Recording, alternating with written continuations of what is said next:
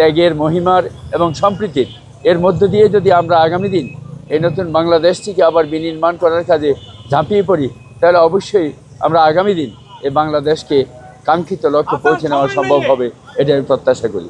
আজকে মুসলমানদের সবচেয়ে বড় ধর্মীয় উৎসব ঈদুল আজহা।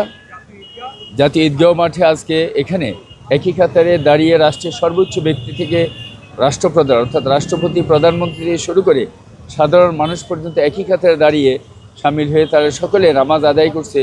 এটি অত্যন্ত বড় একটি সম্প্রীতি এবং বন্ধনের বিষয়। তো এই চমৎকার দৃশ্যটি দেখে আমার নিজেও ভালো লেগেছে, আমি নিজেও একই সঙ্গে নামাজ আদায় করেছি।